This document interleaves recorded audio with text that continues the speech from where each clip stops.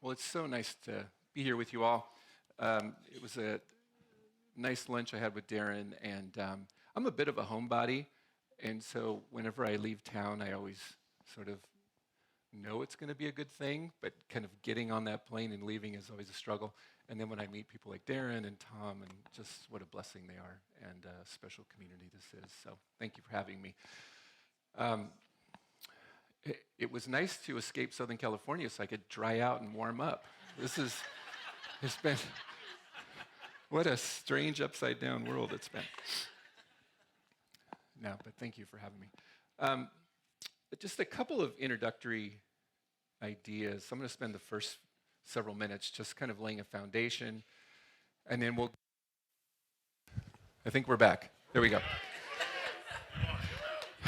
Okay, we're done. So just some introductory, several minutes of sort of introduction, and then we're going to go into some content. I'm a college professor, so bear with me because I bring PowerPoint and I bring substance, and we're just going to go where we're going to go. I teach at a school of theology, but I am a clinical psychologist, which basically means I'm like a unicorn that they have no idea what to do with. And so I had been teaching in the School of Psychology there for a number of years and had really enjoyed teaching there. And they started recruiting me to come over to the School of Theology. So the School of Theology is probably about 60 faculty, I would say, somewhere in that ballpark. And I didn't know that I really wanted to go there. If you've been in academic institutions, you know they're sort of siloed off. And I knew a few of the folks, but I didn't know very many, and liked what I was doing, and was trying to discern exactly why they wanted me. And what became evident was about a year prior, if you're familiar with Rick and Kay Warren up at Saddleback Church, you may know that their son had suffered with bipolar disorder for a number of years and eventually had taken his own life.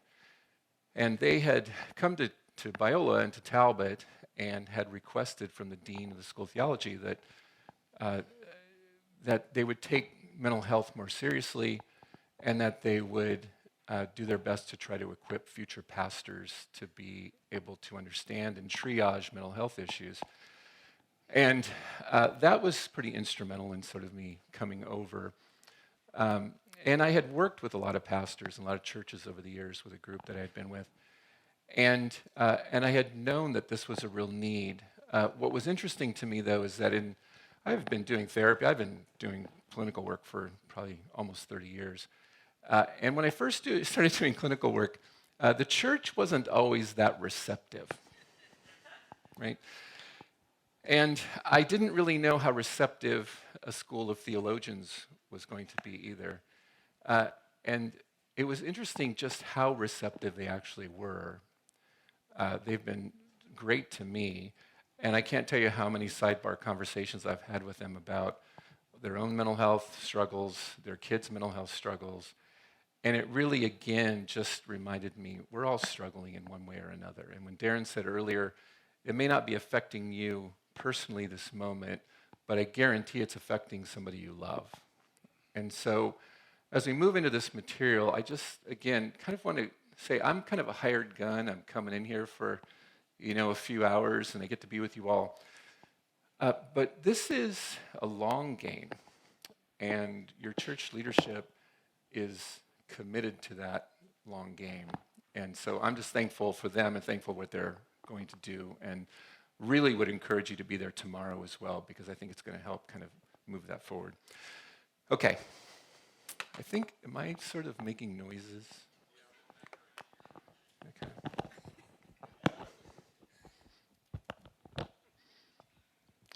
You never know what's going to happen. It's like a March Madness game. I watched that UCLA game the other night, and it was just painful. I know. The Zags. It's good for some of you, painful for me.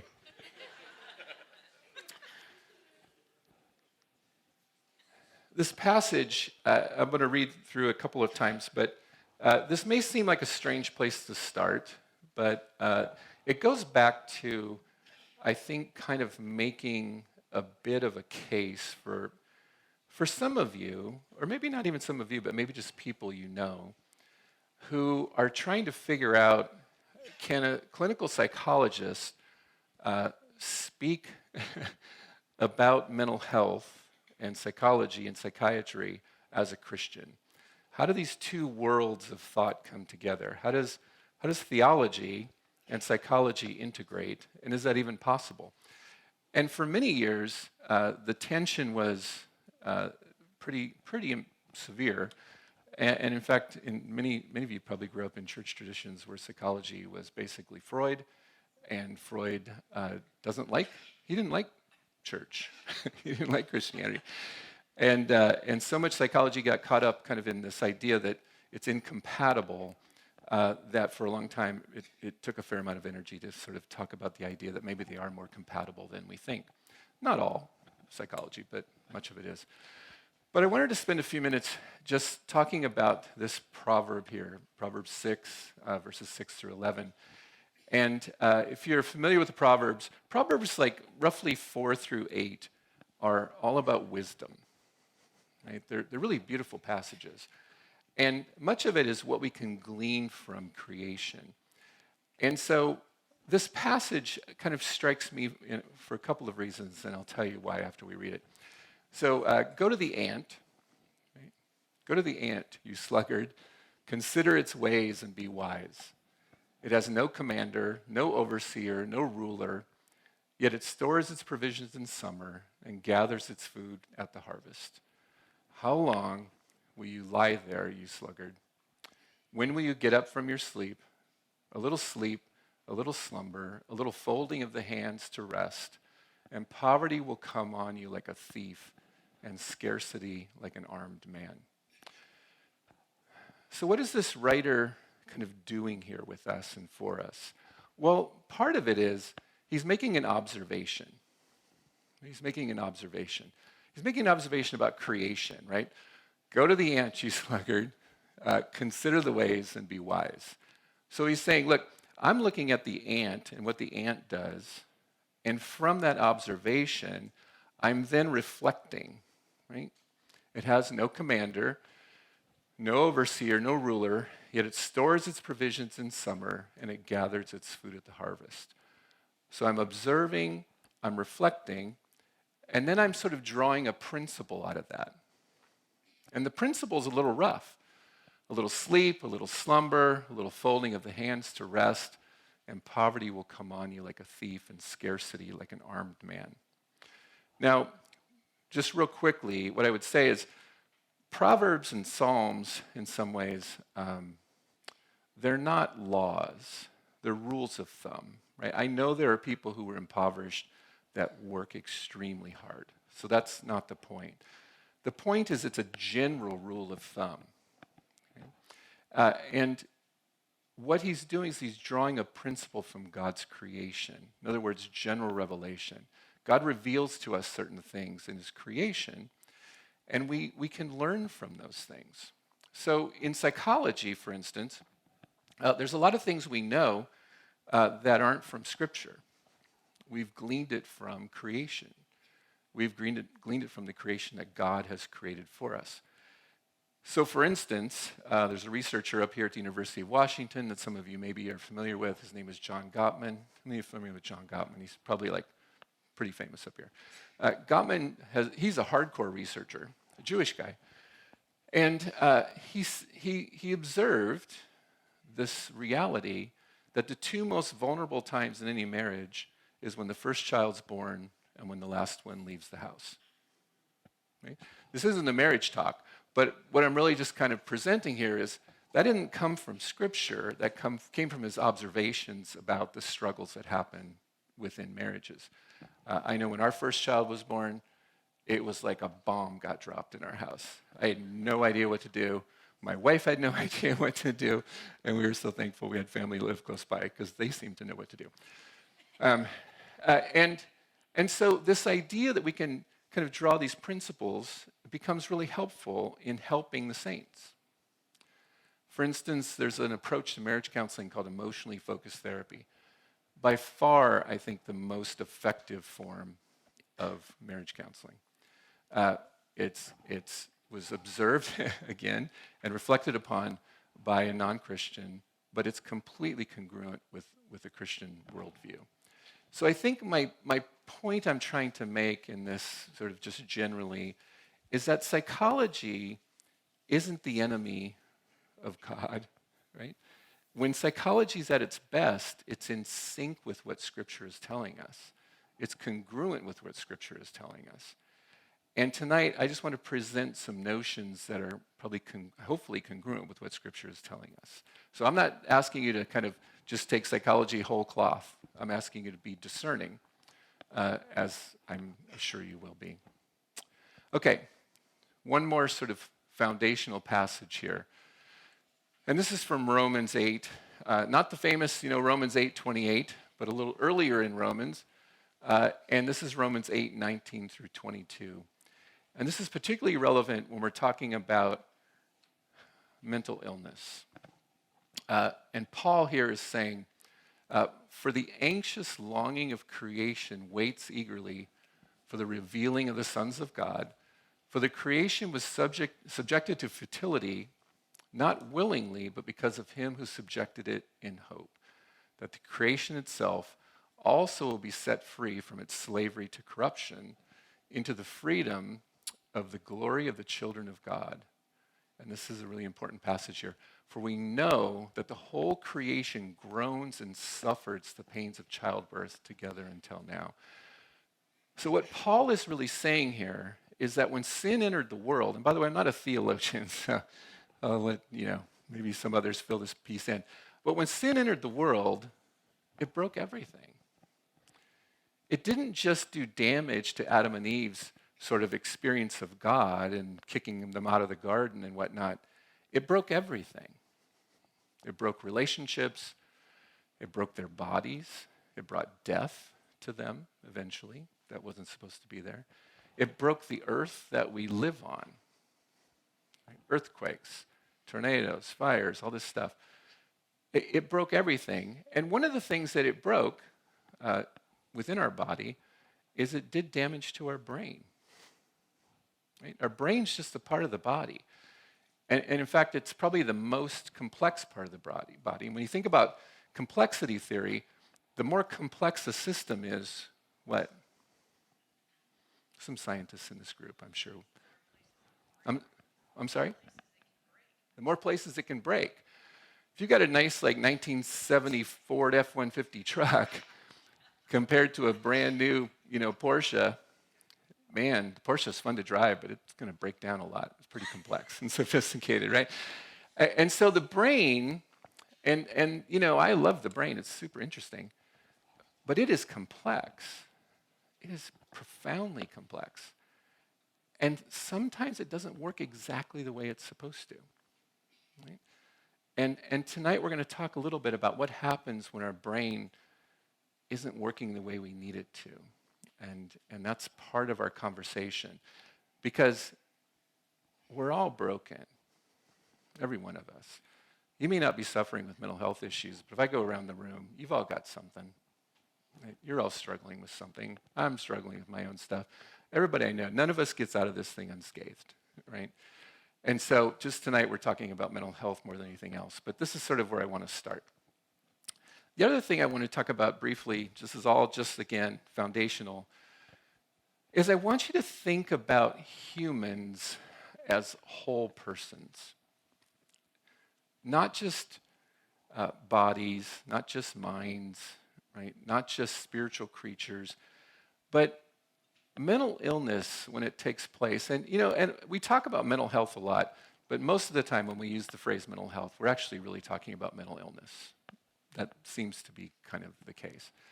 And clinical psychology, by the way, oftentimes struggles with knowing what mental health is. Like, we're really good at understanding what mental illness is, but mental health, that's sometimes a dicier proposition. But I think this is biblical. And that is, we are whole persons. We're biological creatures. We live in this body. And this body sometimes cooperates and sometimes doesn't cooperate the way we want it to. We're psychological creatures. We have a mind. We experience emotions. We have thoughts. We have cognitions. We're psychologically kind of oriented in nature. We're social creatures. Right? We're created as social creatures. First thing that God did after he created Adam was do what? Created Eve. Right? It's not good for you to be alone.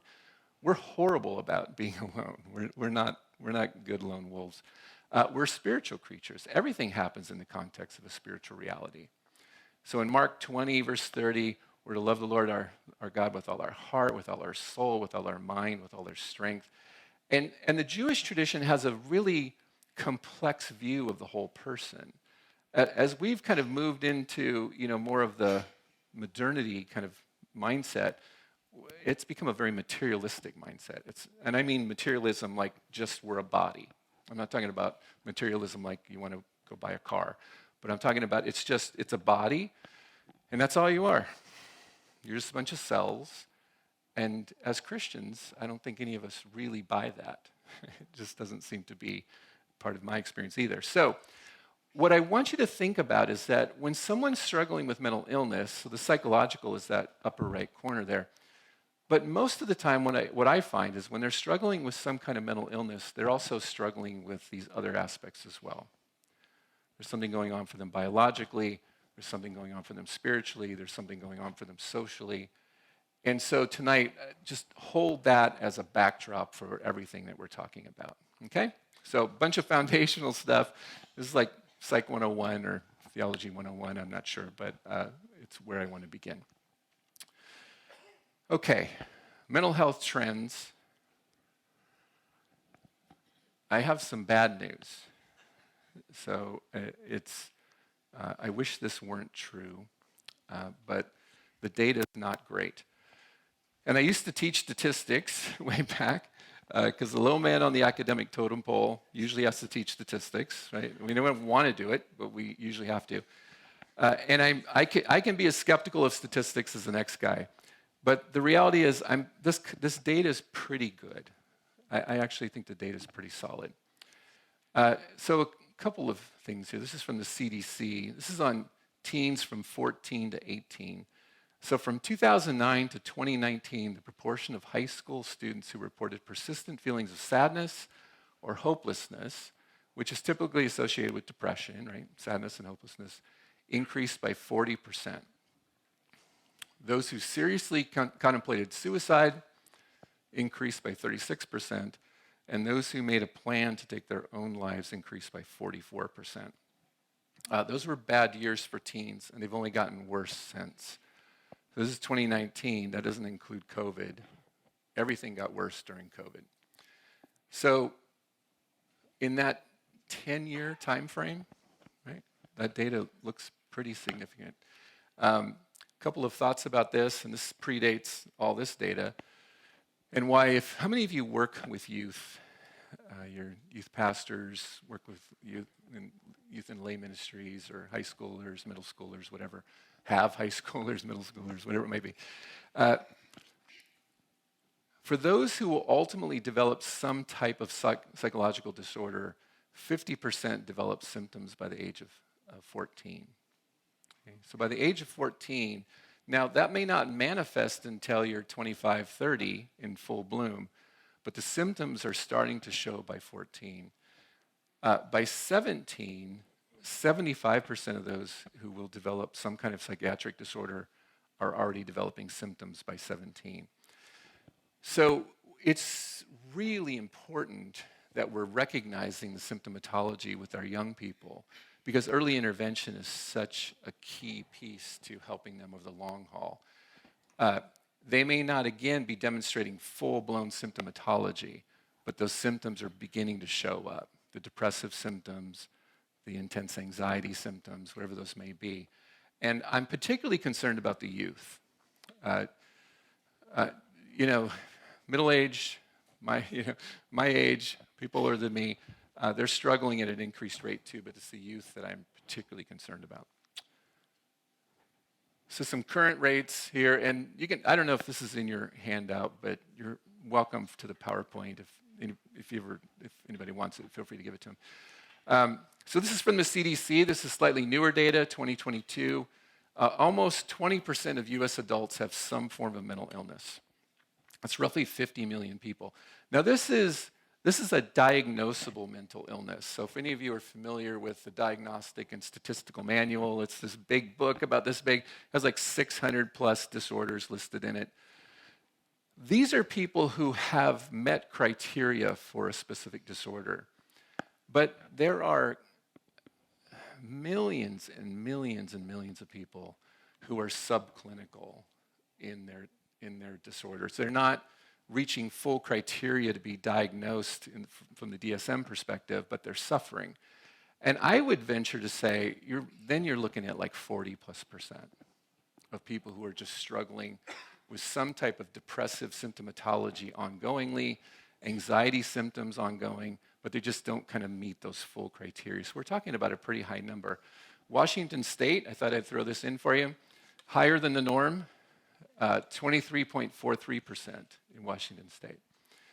I have no idea why. I mean, part of me thinks it might be related to sort of seasonal affective disorder, even though it's a beautiful day today. It's not always beautiful. And that wouldn't surprise me, although I'm just guessing on that. I don't really know. About 4.9% of US adults experiencing severe forms of mental illness. This is things like schizophrenia, psychosis, some of these really, really major disorders. To a lesser extent, bipolar disorders, some of the major treatment-resistant depressions, this kind of thing, when it gets into a really severe form. About almost 7.75% of US adults report a substance use disorder. That probably went up during COVID a fair amount too. That's roughly, if I recall my numbers, that's about 8 million people that reach criteria for a full-blown substance use disorder. And then there are a whole ton of people that are using substances, but just, again, don't quite meet that criteria. About 4.5% of US adults report having regular serious thoughts of suicide. These numbers, and I'll show you a graph in just a second, but these numbers have been going up for a while. Oops. Oh. And then we're getting to the kids again. So about 15% of 12 to 17-year-olds report having at least one major depressive episode during the past year. And to reach a diagnosable major depressive episode, your symptoms have to be pretty severe. This is not minor stuff.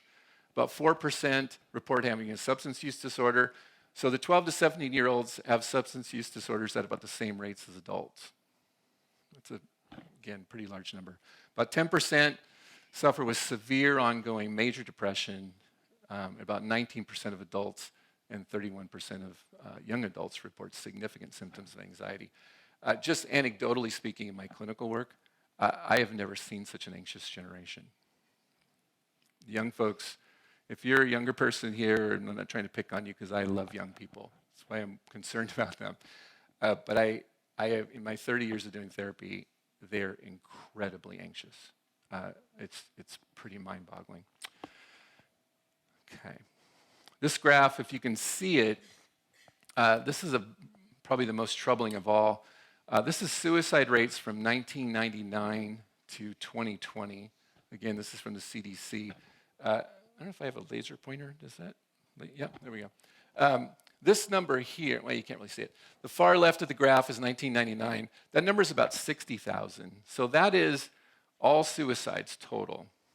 Drug overdoses, non-drug overdose suicide, alcohol-related, substance-related, non-substance-related, the whole thing. By 2020, that number's up to 186,763.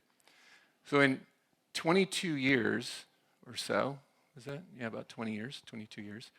The rate has gone up 300%. Is that 300%? It's tripled. So something's going on.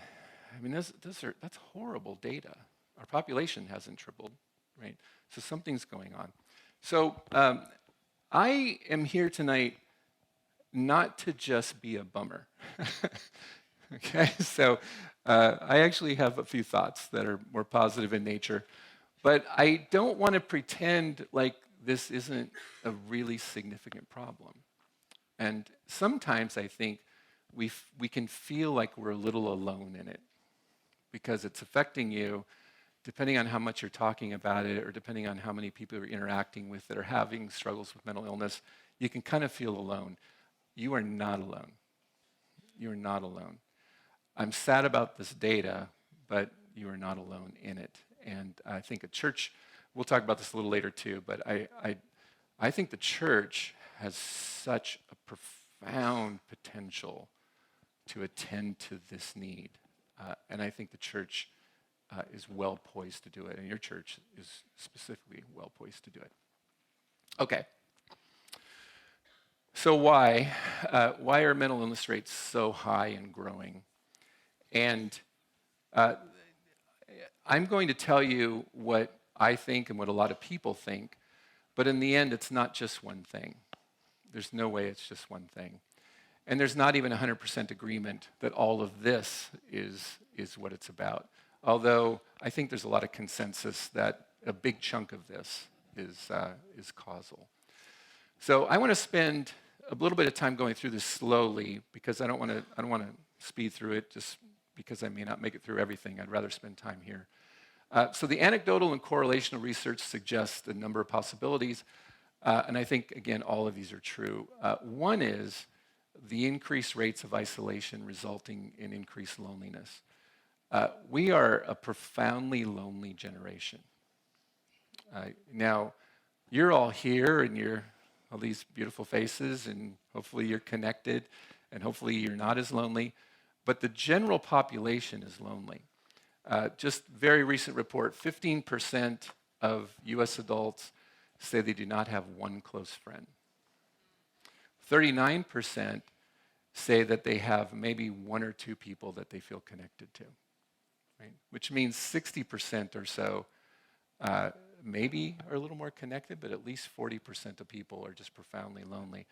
Vivek Murthy, the previous Surgeon General, he compared the rate of loneliness amongst Americans as the equivalent of smoking 17 cigarettes a day in terms of its negative impact on health.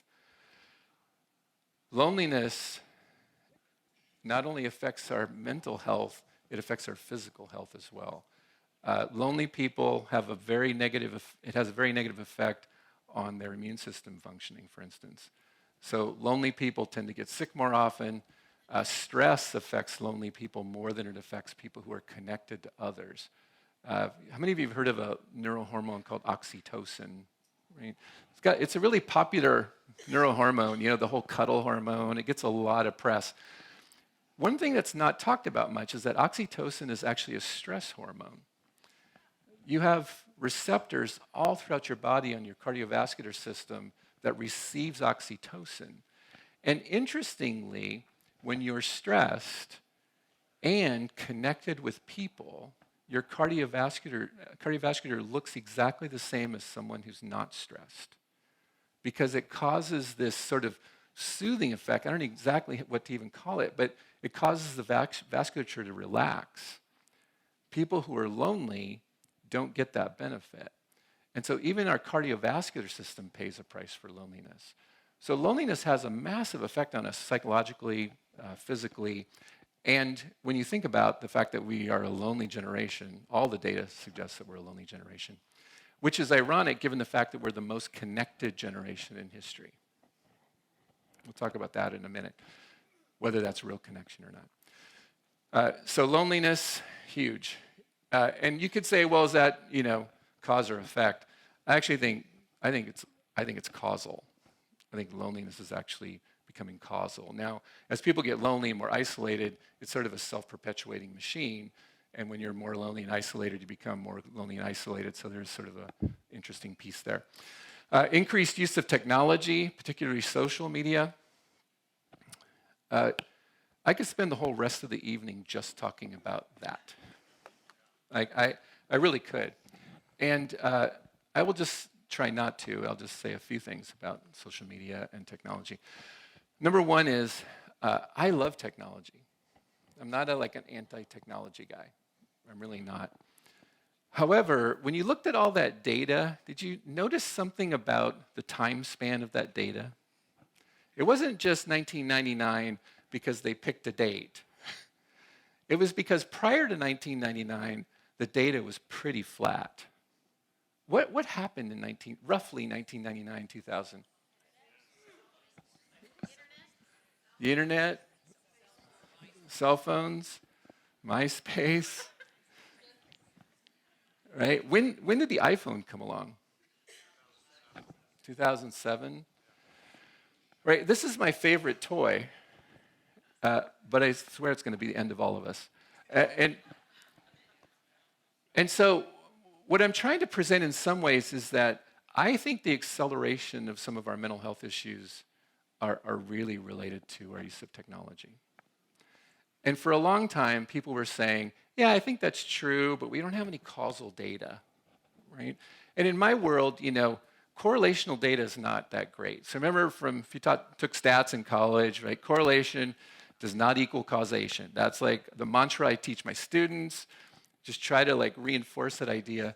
But we have really good studies now that show causal relationships between the use of social media and increased rates of anxiety and depression and loneliness. Right? You would think the thing that's trying to connect us would improve our lives and improve our sense of connection, but it's actually making our sense of connections worse. I think there are a lot of reasons for it that I just don't have the time to go into. But one thing I would suggest to you is that you really minimize your use of social media.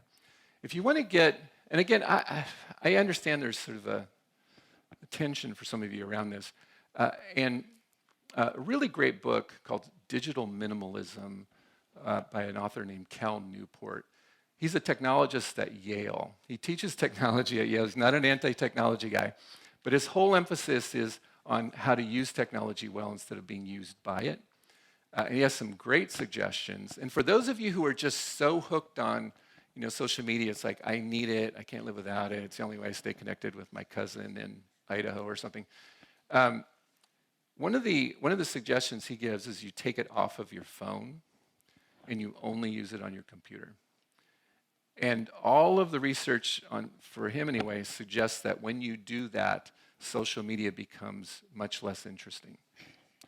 So even if you're not ready to get rid of it completely, I would suggest doing that as an experiment. And what you're going to find is you're going to feel like a junkie who just lost access to his drug. Really, seriously. Because it's affecting your dopamine systems, not dissimilarly to how some drugs affect your dopamine systems. So I think we do need to get that under control. I think young people are suffering from it the worst because the amount of, not just the fear of missing out, but the fact that everybody's life on this stuff is curated. Nobody's life really looks like this. Nobody's does. And the comparison to these idealized, curated lives that nobody can keep up with just makes us sad and tense and frustrated and despairing. So there's something really sick about the social media culture. So I won't beat this horse to death here too long, but I would really recommend you do a significant look at it. And if nothing else, just get rid of everybody that's not an actual friend. Like just start, cutting people left and right. Seriously. In fact, if you want to be happier in the next 30 days, get rid of social media. You'll be happier. You really will. Okay. If you take that as the only message, any thought here tonight, just do that. But a deeper one, and I think a more significant one, is the sense of nihilism and spiritual despair.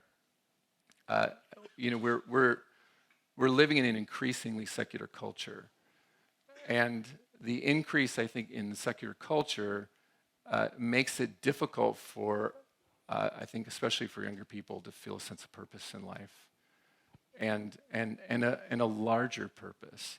And so they search for that larger purpose, and God bless them. I mean, they're oftentimes doing really meaningful things. But in the end, I think it tends to fall flat because they get to the end of that meaningful thing and there's still a sense of, yeah, but we're still all going to die. I mean, it doesn't attend to this existential problem that we all have to confront in a meaningful way that I think really only is confronted with the Lord. So there's a bit of a spiritual despair. What you're seeing in terms of the numbers of Christians, especially in America, especially with younger people, Barna talks about them as the nuns. I don't know if you've heard of this, not the Catholic nuns, but the nuns in N-O-N-E, in that they don't identify with any religious orientation whatsoever.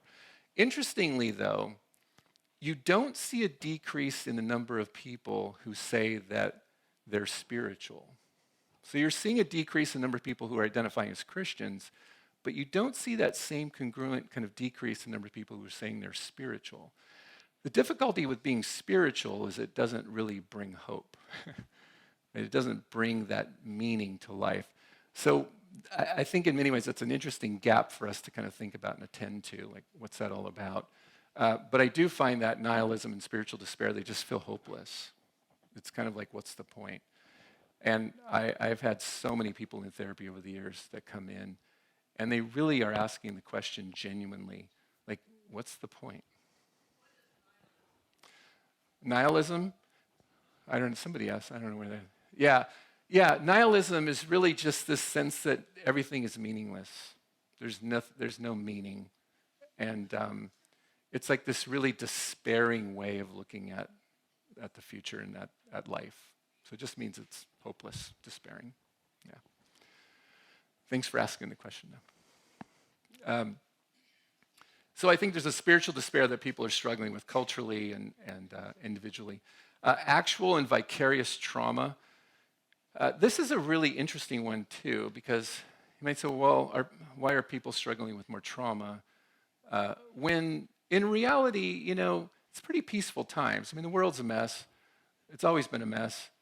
But in the grand arc of human history, I don't think there's a better time than right now to live. I really mean that. I've talked with my students about this a bit. Like, when would you have rather lived? The 20th century? Well, World War I, World War II, Pol Pot, Mao, Stalin, it's like that was not a great 100 years. And you go back over each of these centuries, I mean, the world has always been filled with violence and war, but no antibiotics and no Da Vinci robots to work on you when you have a medical problem, right? So it's pretty good, which is interesting because when you look at the grand scheme of things are pretty good. Now, it may not be great tomorrow. I don't know what the future is going to hold, but right now it's not too bad. But the level of trauma is interesting to me because there's both kind of lowercase t trauma, uppercase T trauma. It's its own sort of conversation about what trauma really is. But I think what we're wrestling with is, okay, there's the real trauma of people who have had things that have happened to them that are traumatic, and that's real. Abuse, rape, molestation, war, natural disasters. These are all these things we think of as uppercase T trauma. Now, by the way, we've gotten pretty good at working with uppercase T trauma. I don't have time to give you an education in EMDR and these kinds of treatments that are really effective, but we've gotten pretty good at treating trauma. But what's, I think, happening in some ways when we're talking about this broad kind of issue of mental health and mental well-being is that, again, I almost go back to the technology, which is between 24-hour cable news and the news feeds that are coming at you constantly in your social media, not even necessarily when you're looking at news websites on your phones, but just the information that's getting pushed to you, how much of that is traumatic in nature? A lot of it's traumatic in nature. And the interesting thing about humans, the way God created us, is we're very empathic. We're naturally very empathic. And your brain is not very good at differentiating your trauma from someone else's trauma. When they put people in a scanner and they have people read a brief story about someone else's traumatic event while they're in the scanner, and they watch where the brain fires and the intensity level of how the brain is firing. And then they have them read about their own traumatic event and look at the intensity level of where the brain is firing.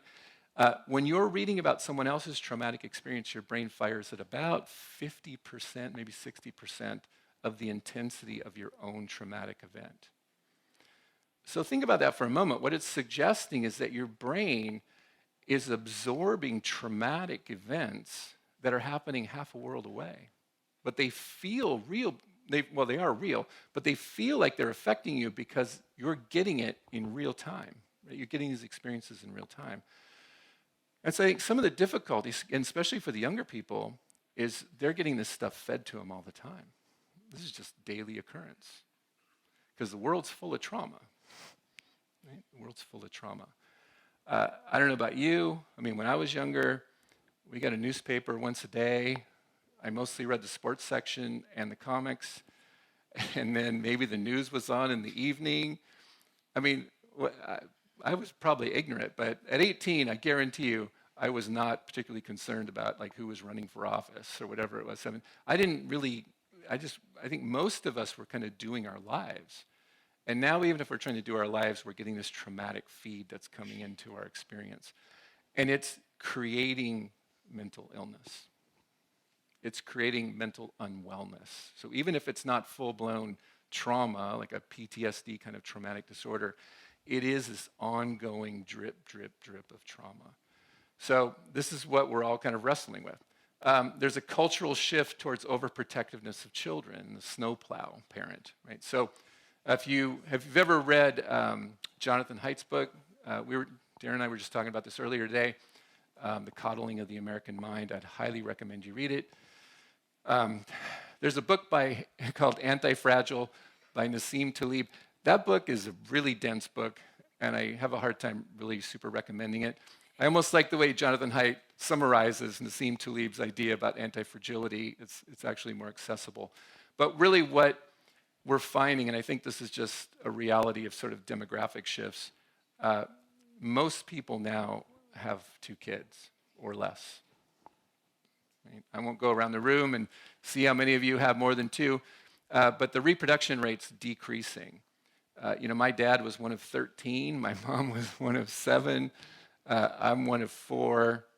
And what you're finding, though, is we're not even reproducing at a replacement rate anymore. The U.S. is down to European levels. So it's like 1.5, 1.6 children per family. South Korea is the lowest reproducing rate in the world at about 0.5 children per family. Really fascinating. So I think what's happening is that when you only have 1 or 2 kids, what are you doing? You are like all over them, like and then you've got tracking devices on their phones, and you've got, right, I mean, like everything about where they're going. I don't think my parents knew where I was for half my life and half my childhood. So I think what's the byproduct of this, and this is just something, I'm not trying to shame you as parents. I mean, I'm sure I was overly coddling with my kids too. But I think what I'm really suggesting is that we need to give our kids opportunities to fail because we need to build resilience in them. And that's the only way they become grittier and more capable. Like they have to learn how to lose. They have to learn how to sort of fall down and get themselves up. And I won't quote Batman here, but they've got to learn how to fall down and pick themselves back up. And the parents aren't allowing it to happen. So I think what we're doing is we're creating kind of a fragile generation too. There are a lot of things going on environmentally, but then I think within the home, we're not doing the work of helping to strengthen them in the ways that we need to strengthen them. And I'm not saying be mean. That's not my point, right? But my point is we have to let them sort of. He has a saying in his book. He was quoting someone else, but it's preparing them for the road, not the road for the child. And I think that's a really key way of thinking about it, like preparing them for the road that's going to come before them. So I think that's affecting mental health rates. The social tension and culture of hopelessness, we live in a really, you don't have to tell you, I mean, we live in kind of a messed up, like, there's so much tension and divisiveness, and it's hard for young people to navigate that. And it's kind of, I think, again, bleeding into this sense of despair and a sense of hopelessness. Like, we're never going to find agreement. We're never going to have our place. Even though I think in many ways for young folks, the world really is their oyster, they don't feel like it's their oyster. They really don't. And that's real to them. So I'm not sitting here saying that phenomena, just pretend and tell them that's not true, because it doesn't matter how many times you tell them it's not true, they're not going to believe you. The difficulty is everything else outside of us is telling them that it is true. And so how do you kind of come alongside in a meaningful way and help them sort of realize there actually is so much opportunity ahead for them? We could camp on that. The nice thing is, there's a glimmer of hope. The rates are somewhat better for frequent church attenders, but remain particularly high, especially for the youth. But I do think what we do find is that for people who attend church regularly, within the data anyway, their marriages tend to be a little stronger, their family connections tend to be a little stronger, their social connections tend to be a little stronger. And so I'm not saying it's a panacea for everything, but there is something kind of hopeful about what's happening in the church communities, and that's been true for quite a while. I know there's going to be a Q&A time, and if you have questions about this, I'm happy to answer them. So where's the church? Where has it had some historically kind of helpful kind of aspects to it? Sometimes a little less so, but mostly. I think we should be proud of the church. Christian charity has always been a value of the church. Jesus healed the sick and the tormented. We're instructed to care for those in need. Some of the earliest mental hospitals were founded by believers, especially the Quakers back in the 1800s. They developed this thing called moral treatment. And it was actually a really fascinating time. It was a very successful form of treatment. And so pastoral and church communities really integrate care as part of their ministries as a church. I think almost all care ministries at the end of the day are actually mental health ministries. I don't actually know what kind of care ministries you have going on here at Imprint. Do you guys have like a MOPS group or a moms groups or anything like that? You familiar with MOPS, Mothers of Preschoolers? I think MOPS is a profoundly helpful mental health ministry. I really mean that. I smile as I say it. I don't mean it too much tongue in cheek, because it's hard to be a young mother because we're so disconnected. Usually family lives far away. We're not exposed to young children the way we used to be, right? Because we used to be much more kind of communally connected. We have a baby and we don't know what to do with them. Might be the first time we've even hardly held an infant. And so the MOPS ministry not only connects people, young mothers, but it also connects them oftentimes with a mentor mom who can kind of come alongside and give them just wise counsel. And I've had so many young women who have told me, I feel like MOPS kind of saved my life, because it was just so instrumental. So no pressure for MOPS ministry, but I'm just saying, I think a lot of these are actually mental health ministries. We don't think of them as mental health ministries, but when we think about the idea of community, connectedness, mentoring, these are all keys to mental well-being. Christianity and psychology are sometimes at odds and view each other a bit skeptically, kind of like I talked about before. And I think it's because psychology, even secular psychology kind of enters into the domain of faith, because it almost can't. Now, it doesn't do it well, but I understand sometimes that tension there. And I think sometimes pastors and the church, whatever we want to call the church, but I think they've had a reasonable skepticism at times about psychology, because I think sometimes it hasn't always kind of led people in the healthiest direction. But I find that that's decreasing a bit, and I do think that there's a bit of a rapprochement in some ways. Like the overall culture, we've at times stigmatized mental illness and frequently labeled it as characterological issues or a result of sin. And mental illness has probably been stigmatized more than any kind of illness I can think of.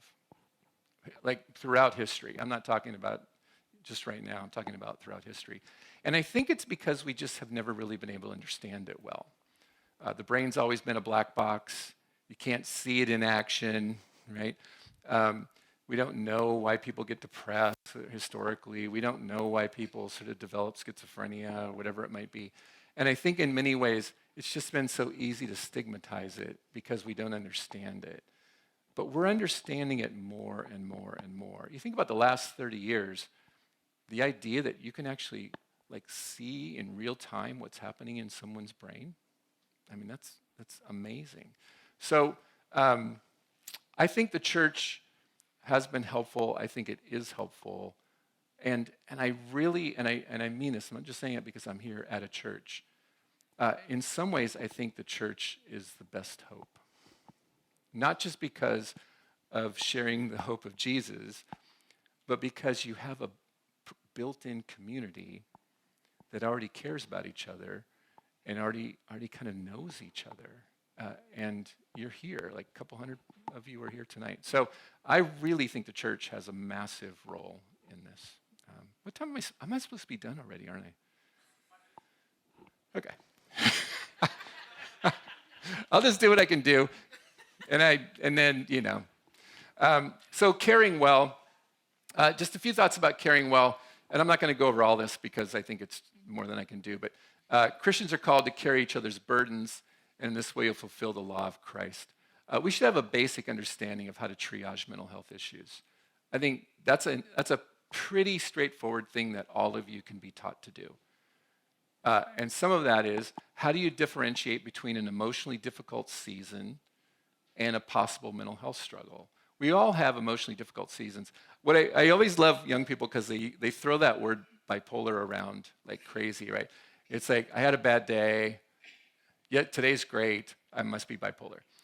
And so they throw this terminology around, and of course that's not what bipolar disorder is, right? But we call things, sometimes out of ignorance, sometimes just because, it gets used in social kind of or popular culture. But what I really would love for you to do, even if you're not directly affected by a mental health issue, I'd love to have you be a part of some kind of group that's going to go on here so that you can better understand how to differentiate this.